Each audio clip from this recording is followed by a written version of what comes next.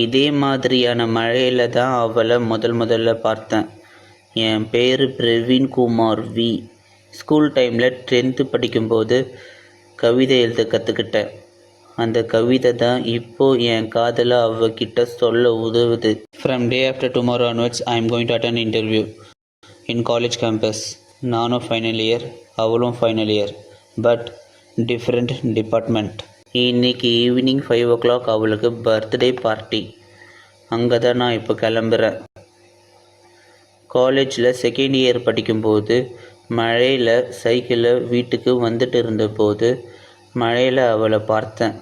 அந்த மழையில் அவளோட சிரிப்பை பார்த்து நான் எழுதின முதல் கவிதை. பல வகையில் இருக்கலாம் போதை பழக்கம், எனக்கு இருக்கும் ஒரே போதை பழக்கம் அவள் உதட்டில் சிரிப்பை காண்பதே.